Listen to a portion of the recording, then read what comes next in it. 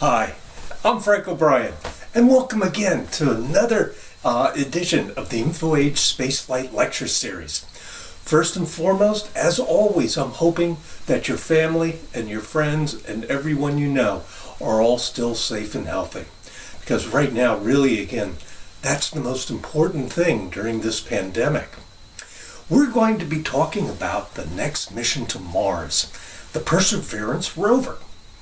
Building on a half-century of exploration, Perseverance will study Mars with a brand new suite of instruments and, importantly, collect samples that will be eventually returned to Earth. Now, just a quick note about me. For about 25 years, I've been one of the editors of the NASA website that extensively documents the NASA moon landings. And about a decade ago, I was accepted as one of NASA's solar system ambassadors. There's about 1,000 of us all across the United States who go into communities and share insights on the NASA mission. This is a fantastic all-volunteer group. No tax dollars are spent on it, and of course, we never accept any kind of compensation.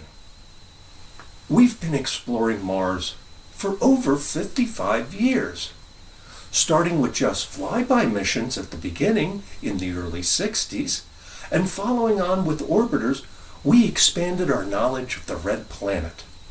In 1976, the Viking missions were the very first spacecraft to successfully land on Mars. From there, Mars remained unexplored for pretty much 20 years, until the Pathfinder Sojourner mission in 1996. This then began a nearly constant campaign to launch missions to Mars at almost every possible opportunity.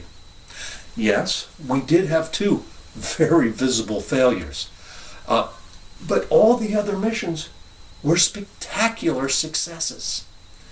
These included the Spirit and Opportunity rovers, which lasted far beyond their expected lifetimes. Opportunity lasted almost 15 years. Not bad for a 90-day warranty. And of course, we have the Curiosity rover, which has been operating well beyond its lifetime and has been operating for almost 8 years now.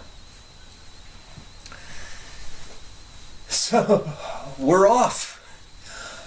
Early in the morning of July 30th, 2020, we launched our latest rover to Mars.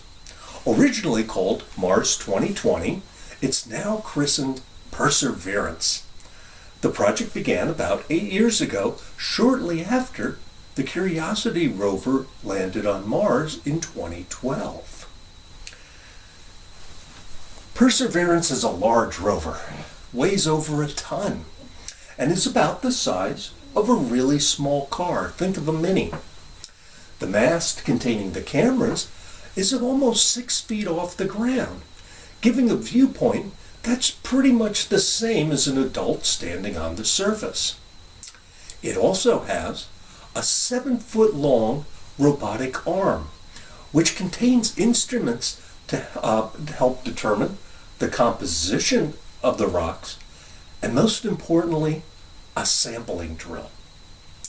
The little tubes that you see off scattered on the surface are the samples that Perseverance has been collecting, and they're left behind for a future mission to retrieve. Now, collecting a wide variety of samples and storing them in these tubes is the primary mission of the Perseverance rover.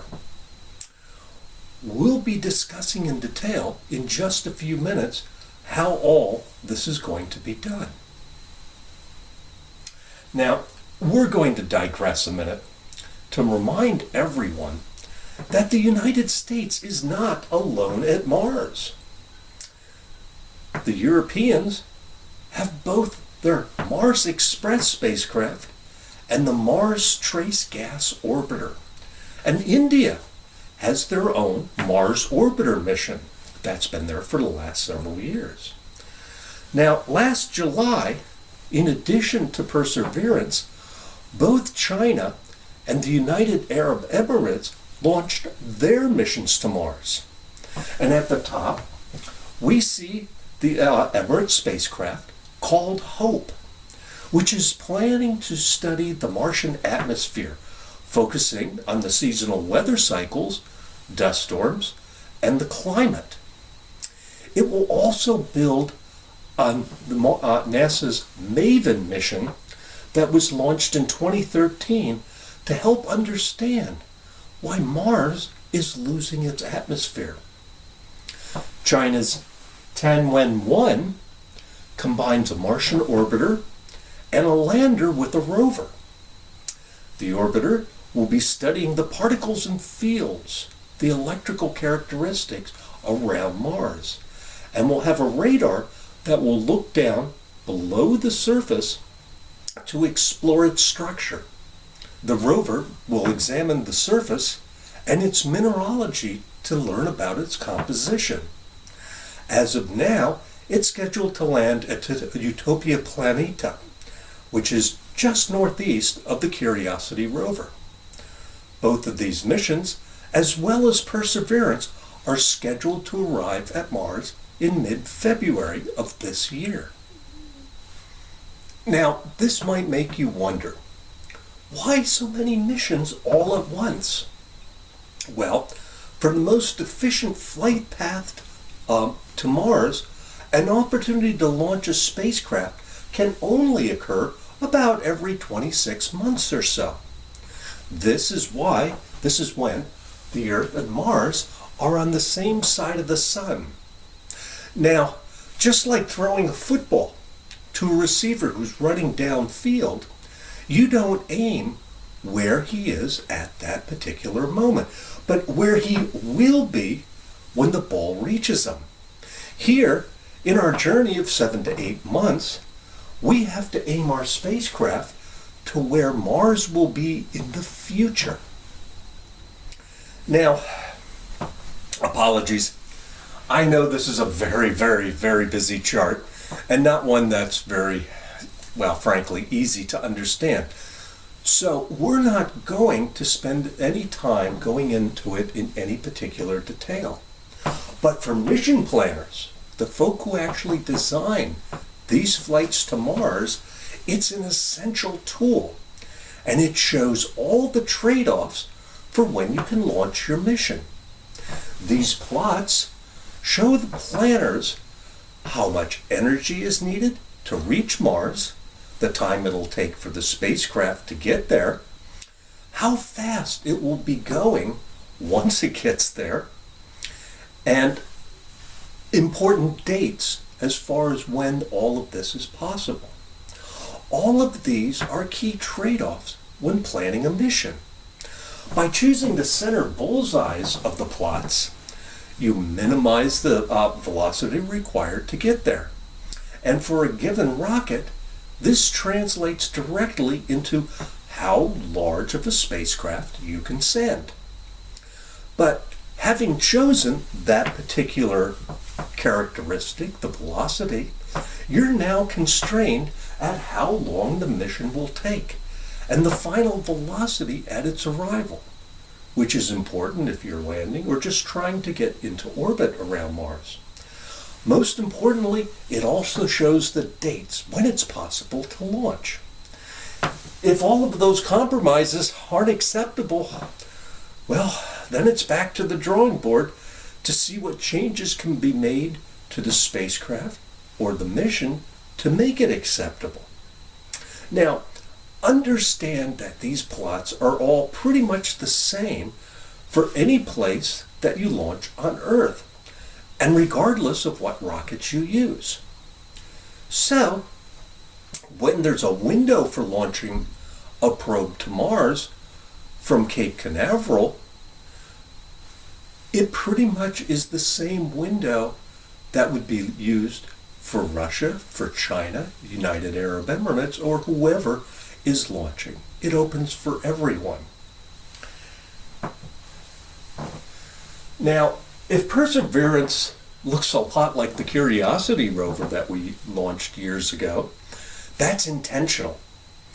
There were many flight spare parts and other hardware left over from Curiosity, and it was proposed that these could be used to build a second rover very cheaply.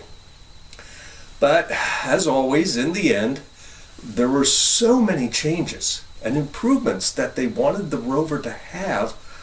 Well, it was essentially built from scratch. Because of the new science objectives, a different suite of science instruments were installed on the Perseverance. There's no onboard chemistry lab like there is on Curiosity. Now, this is rationalized by the fact that all the samples that it'll be collecting are intended to be brought back to Earth. And on Earth, there's far more capability in the laboratories and the research that they can do on it than they could possibly do on Mars. The studies can be far, far more comprehensive.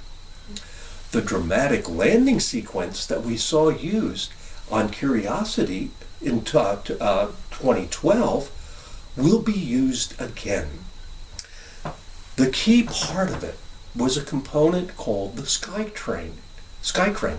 It's essentially a rocket pack that will take Curiosity, that took Curiosity and will take Perseverance down to the surface. The Skytrain is incredibly complex, and it introduces its own risks. But right now, it's currently the only means we have to get a 1-ton rover to the surface of Mars. Now, one important thing that was made to the Perseverance rover, the wheels on Curiosity proved to be far, far, far too weak. And you can see that the wheels on Curiosity have a number of large holes ripped in it. If this continues, Curiosity will no longer be able to move on the surface. So driving on Mars is being done very carefully so that no more damage will be done.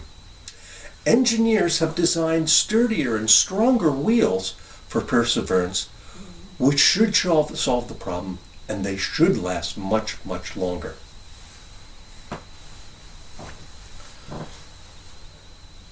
The primary mission of Perseverance is to land where there is a high potential, and the words are chosen very carefully here, a high potential to find past microbial life. It's important to say that Perseverance is not looking for active life itself. It just simply doesn't have the tools to do that. But its main mission, again, is to collect a wide variety of samples and package them for some future mission and have them returned to Earth. We honestly have no expectations of finding any life forms where we're going to be looking.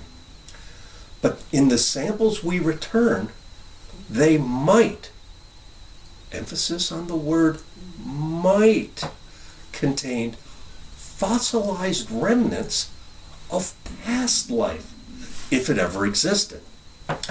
Now, this is not as crazy as it sounds, although it does sound kind of crazy. But there are many places on Earth where fossilized bacteria are found. Notably, in South Africa, there's a really large 3.2 billion year-old deposit of fossilized bacteria that is regularly being studied. Additionally, Perseverance has instruments to study the weather, the climate, and the geology, and we'll be talking more about those later. And perhaps the most exciting experiments are the ones where we're testing brand new technologies. And we'll be talking about those also a little bit later on. Perseverance is scheduled to operate for 2 years. And that was Curiosity's goal as well. Well, after 8 years, Curiosity is still going strong, and the hope is that Perseverance will do as well.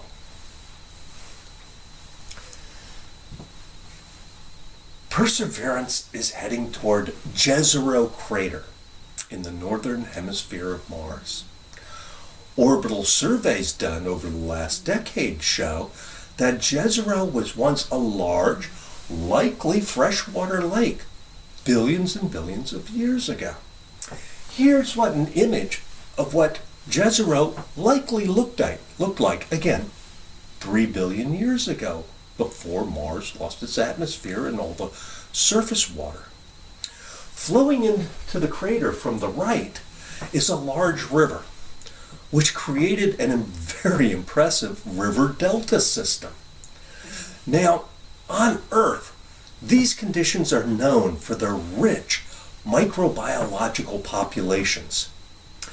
If we're going to look for any evidence of life that previously existed on Mars, this is probably one of the best places to look. Looking deeper, here is a false color photograph of Perseverance's target. The actual landing area is in the center and off to the right, right near where the delta ends. Because different materials reflect light differently, we get a great idea of the region's mineralogy. From Mars' orbit, we know that the region is rich in clays and sedimentary rocks, which are all created in a water environment. Many potential landing sites were evaluated for Perseverance, and each had a list of some incredibly interesting features that would be great to go and investigate. But scientists also needed to determine how safe an area was to land in and how easy it would be to drive the rover through. It doesn't help if you have the most scientifically interesting spot on Mars, but you can't get to it. And so you have to have these trade-offs. This selection process lasted for years, but Jezero Crater became the final consensus. Finally, remember when I was mentioning that we have found fossilized mats of microbes that were billions of years old on Earth? These are often found on shorelines and embedded in carbon-rich rocks. We can identify those rocks in the picture of Jezero Crater, and they're all colored green. This does not mean that we can see fossilized microbes here, but the type of rocks where they are found on Earth and would support them are plentiful in Jezero Crater. And you can imagine the scientists are really pretty excited to study them. Now, we were essentially blind during the Curiosity landing, and the one camera that filmed its descent didn't transmit its pictures until weeks and months afterwards. We're going to improve on that. On the rover, there are 23 cameras total. 19 of them are used to obtain science and navigation information so that it can drive around without bumping into things.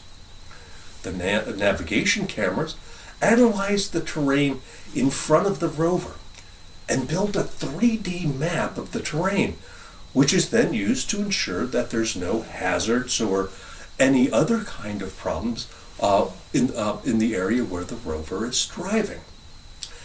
Now, traditional sensors in any sophisticated device are great for measuring things like temperatures and pressures and voltages. But cameras are also essential for capturing events that can't be measured so easily. The cameras on the back shell of the capsule that Curiosity will ride through the atmosphere and protects it during entry, will film and record the moments that the parachute is released and opened.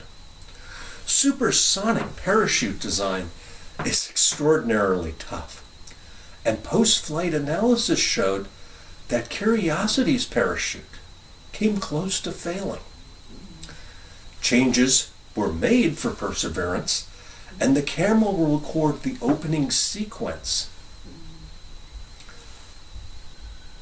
Another camera has been added to the sky crane to give a bird's eye view of the landing. It promises to return an amazing view of the landing as Curiosity has its final descent to the ground. And we have Ingenuity, which we'll talk of in a moment, which is a small helicopter that they're going to be experimenting with. And there's 2 cameras that will take stereo pictures of the local area.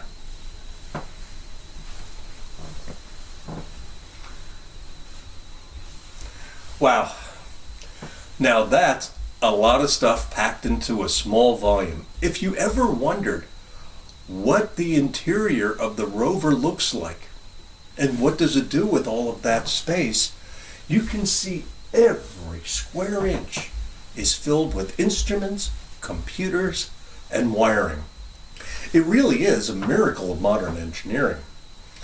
Now, your first question, and it's a pretty reasonable thing, is what is all of this stuff?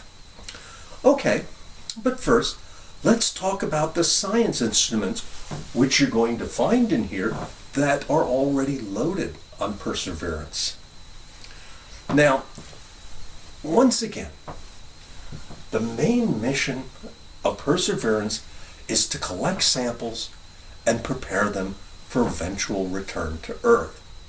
Now, we're not going to decode what each one of these crazy names mean.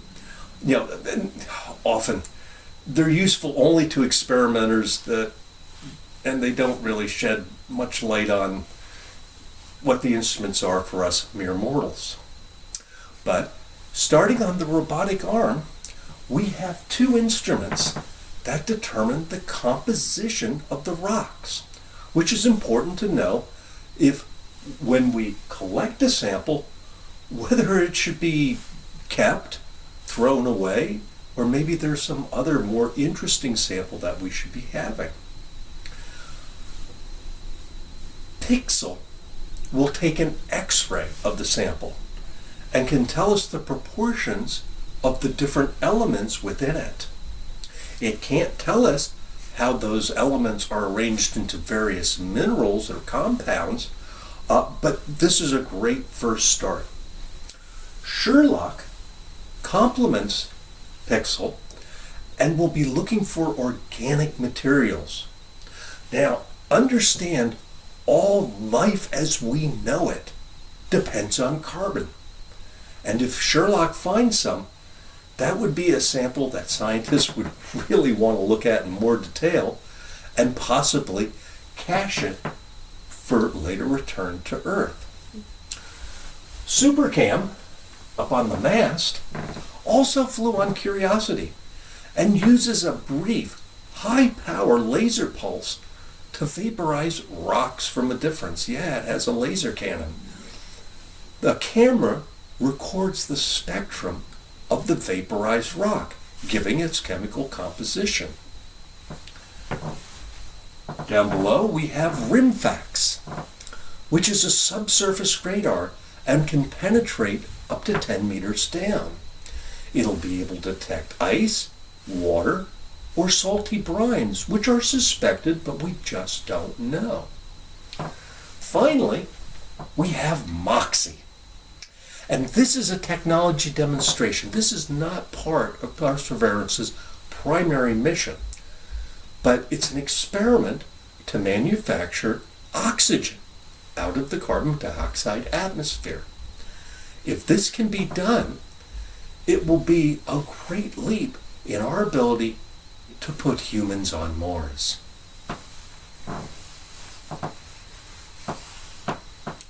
Well, Landing on Mars is hard. Yeah, that's one of the great understatements of our time. Especially in the early days of the world space programs, failures were really the norm rather than the exception. Even in the last few decades, many spacecraft have been lost when attempting to enter Mars orbit or, of course, land on its surface. So many precision events have to happen perfectly and in the proper sequence, and they normally don't have any backups. At the pace an entry occurs to land on Mars, there isn't much time anyway to try using any backups. And so with that, it just isn't possible to analyze a problem and try a plan B. Entry, descent, and landing for Perseverance will be much the same that was done with the Curiosity rover. We will first use a protective heat shield for the first part of that entry to protect the rover and the sky crane from temperatures that are reaching about 1,600 degrees Celsius. That's getting on about 3,000 degrees Fahrenheit. Then a parachute will be used, this supersonic parachute, to slow the vehicle. Finally, a little over a mile above the surface, the rover and the sky crane will separate from the parachute and back shell, and a series of rockets will continue to slow its descent. Finally, in a maneuver called the sky crane, Perseverance is lowered by ropes to the surface. If this all sounds crazy, well, yeah, that's okay. It really is pretty crazy. And in a minute, we'll have a video on how all of this works. Here we have a really busy slide that shows the major events during the critical times of Perseverance's entry, descent, and landing. Each event is tightly choreographed and must be done completely autonomously. The distance to Mars is so great that the time for the radio signal to get to Earth is about 14 minutes, and that's traveling at the speed of light. To complicate matters, it only takes about 7 minutes from when the spacecraft hits the top of the atmosphere until it lands on the surface, in one piece or a lot of pieces. So, with a half-hour round-trip delay, there's nothing humans can do if anything goes wrong. Each step in the sequence is critical, and if one of them fails, the entire mission will be a failure. The entire landing sequence is simply, again, the same as the one used for Curiosity, with one important improvement. While descending under the parachute, Perseverance will take several pictures of where it is and compare them with an onboard map stored in the computer. It will then have a very good idea of where it is, and from that, it knows where it wants to be. During the powered flight, after detaching from the back shell and the parachute, it'll maneuver closer to its intended landing site. I won't bother to explain all the fine points in the graphic, because there is this wonderful video that was created for the Curiosity mission that explains it in great detail. And trust me, it's far, far better than any explanation I could ever give you. The presenters are the actual engineers who worked on Curiosity, and many of them are working on Perseverance as well. It's very appropriately called 7 Minutes of Terror. When people look at it, it looks crazy. That's a very natural thing. Sometimes when we look at it, it looks crazy. It is the result of reasoned engineering thought, but it still looks crazy. From the top of the atmosphere down to the surface, it takes us 7 minutes. It takes 14 minutes or so for the signal from the spacecraft to make it to Earth. That's how far Mars is away from us. So when we first get word that we've touched the top of the atmosphere, the vehicle has been alive or dead on the surface for at least 7 minutes.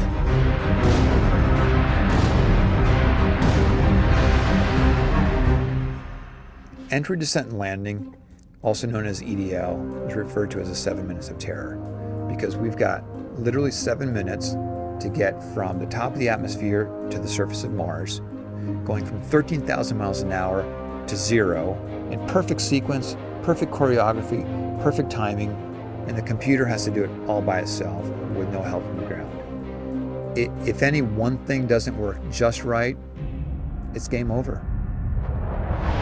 We slam into the atmosphere and develop so much aerodynamic drag. Our heat shield, it heats up and it glows like the surface of the sun.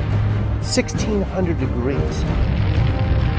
During entry, the vehicle is not only slowing down violently through the atmosphere, but also we are guiding it like an airplane to be able to land in a very narrow, constrained space. This is one of the biggest challenges that we are facing, and one that we had never attempted on Mars. Mars is actually really hard to slow down because it has just enough atmosphere that you have to deal with it. Otherwise, it will destroy your spacecraft. On the other hand, it doesn't have enough atmosphere to finish the job. We're still going about 1,000 miles an hour. So at that point, we use a parachute. The parachute is the largest and strongest supersonic parachute that we've ever built to date. It has to be able to withstand 65,000 pounds of force, even though the parachute itself only weighs about 100 pounds. When it opens up that fast, it's a neck-snapping 9 Gs. At that point, we have to get that heat shield off. It's like a big lens cap blocking our view of the ground to the radar. The radar has to take just the right altitude and velocity measurements at just the right time, or the rest of the landing sequence won't work.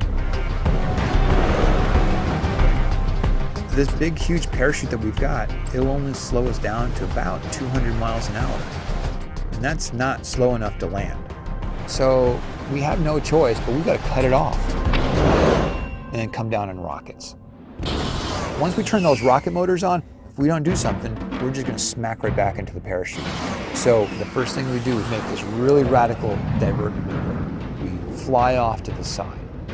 Diverting away from the parachute, killing our horizontal velocity and our vertical velocity, getting the rover moving straight up and down so it can look at the surface with its radar and see where we're going to land. And we head straight down to the bottom of a crater, right beside a 6-kilometer high mountain.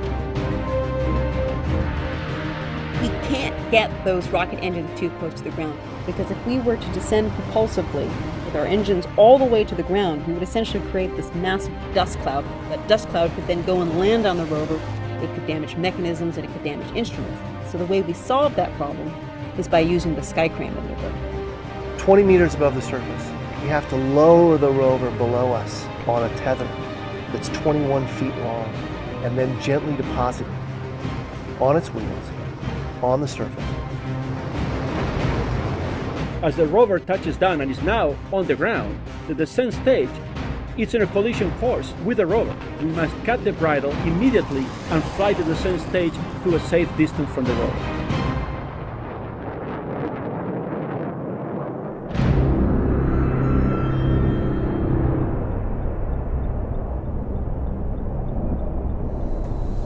That was a pretty amazing sequence, wasn't it? One of the more exciting technologies, demonstrations that's included on this mission is that we're including a small helicopter. It has a name, It's called Ingenuity. And remember, it's not essential for Perseverance's primary mission, which again is to just collect samples. But it allows engineers to see if powered flight, as we know it here on Earth, is a practical option for future missions. Really, Ingenuity is more like a drone than a helicopter, and yes, I know that's splitting hairs a bit. The biggest challenge is that Mars' atmosphere is only 1% that of Earth's, which is about the same as about 19 miles up. Now, on Earth, most helicopters can't fly above 20,000 feet, which is only about 4 miles. The atmosphere on Mars is so thin that the rotors have to spin nearly at the speed of sound. So to make all of this happen, the helicopter has to be incredibly light. It only weighs about 4 pounds, but the rotors will span about 4 feet. Hops will only be for about 90 seconds, and it won't go much above 15 feet above the ground. Still, it's pretty cool. Ingenuity is strapped to the bottom of the rover, and after it's dropped off, it'll make up to 5 flights. During that time, it's going to collect data on how well the flight went, and it'll even take pictures of the local area. And boy, I can only imagine what some of those shots are going to look like.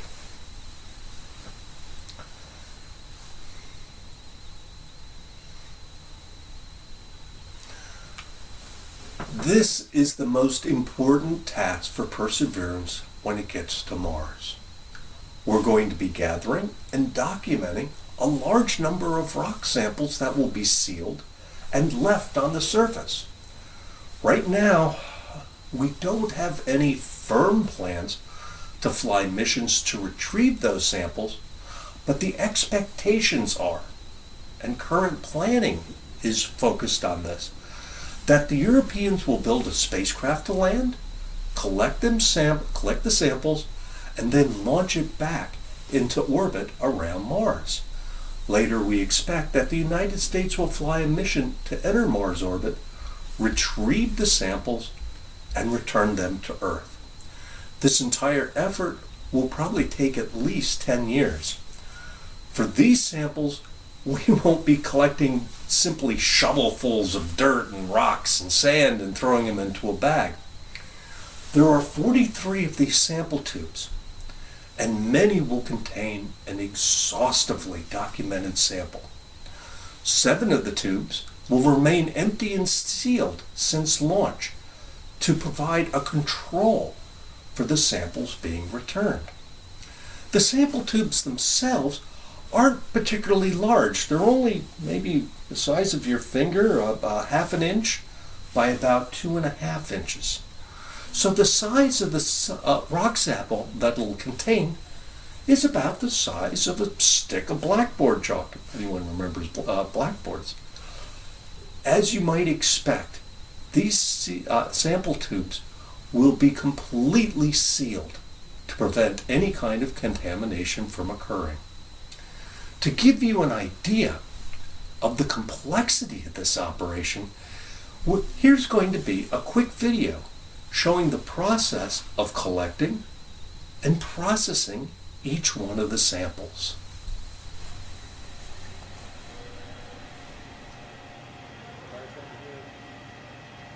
In terms of robots that go into space, the sampling and caching system on the Mars 2020 mission is the most complicated, most sophisticated thing that we know how to build. This is the system that allows us to take core samples of rocky material on the surface of Mars, carefully seal them in very sterile, clean vessels for eventual return to Earth. We've been working on the sampling and caching system for 7 years, and that's because it's a tough job. We're testing the equipment to make sure that it's going to work when we get to Mars. It has to function on its own. We have to think of all eventual possibilities and try them here first. And then if they don't work, change it now, because we can't make any changes later. To drill into the rock on Mars, pull out intact core samples, seal them hermetically, and to be all done autonomously by a robot hanging off the end of a rover on the surface of Mars has been a challenge. We've got actually 3 robots necessary to do the sample and caching system. Our big robotic arm out on the front of the rover, that takes our drill, pushes it against the surface, and allows us to take core samples. Then we put that core sample in the bit carousel, the second robot that takes that from the robot arm and puts it down inside our adaptive caching system. This is the part of the sample and caching system inside the rover. We've got a little tiny robot, a special robot arm called the SHAW, the sample handling arm.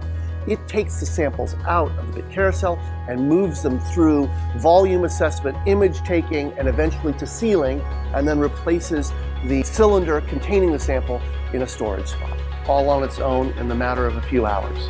We have designs on bringing them back in a decade. Mars has been at the fore of our consciousness about the questions of life. Could life exist in one of our nearest neighbors? I think we have a lot to learn, life or no life, about the evolution of our solar system, about our planet, by looking in depth at rocks brought back from Mars.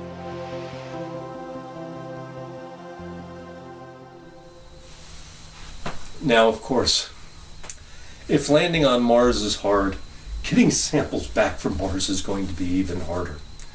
And again, in more detail, we're going to talk about the proposals that are being actively investigated. And the scheme is going to look something like this. In the middle to late 2020s, the European Space Agency will launch a lander to Mars containing a rover and a return rocket. The rover will retrace the path of Perseverance and collect the sample tubes it dropped at regular intervals.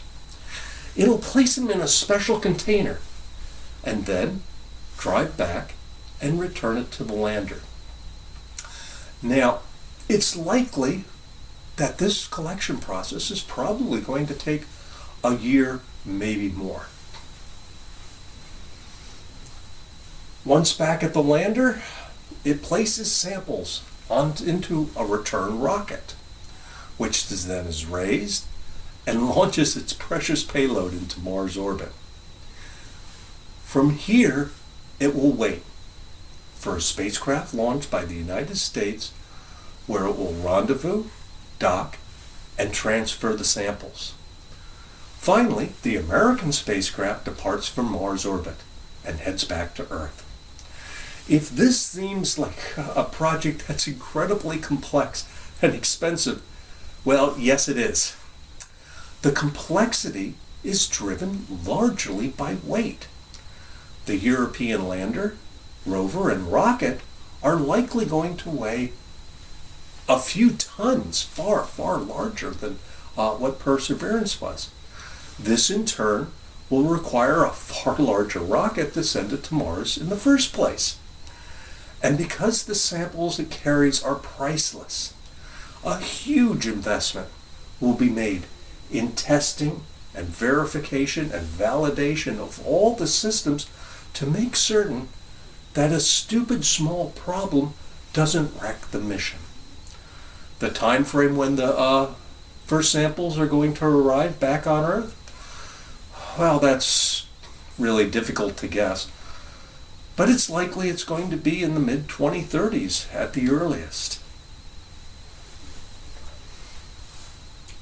In case you're wondering, every part, if we're looking for life, it's important that every part is not just clean. It's practically sterile. The room where Perseverance is being assembled is likely cleaner than any hospital operating room. All the engineers have to wear head-to-toe suits with head coverings, gloves, masks in the assembly room. For the sample tubes that will be returned to Earth, the protocol is even far stricter. Not only will the tubes be completely sterile, any contamination that might confuse a search for life has to be cleaned out so it's not to confuse the scientists when they get their samples back.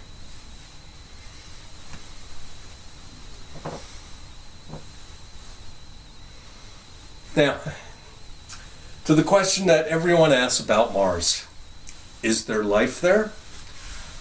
Well, honestly, there's a lot of informed guesses, but mostly they're just guesses, and nobody can be really sure. It's unlikely that anything like even microbial life exists on the surface, given the cold temperatures, the complete lack of running water, and the impossibly thin atmosphere. But, and this is a big but,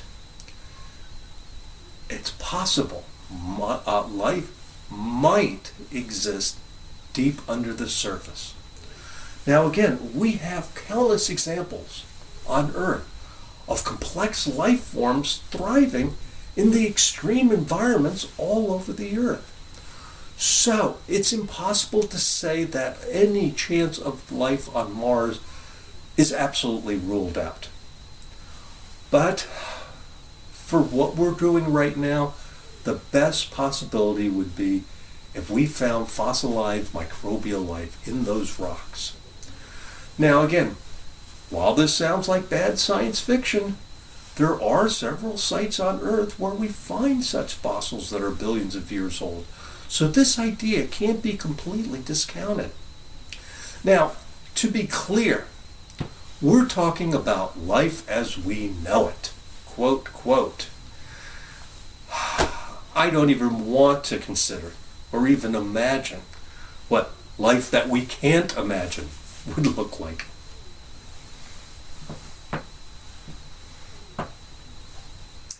So, that's our preview on the latest mission to Mars and the spacecraft that's on its way to the Red Planet.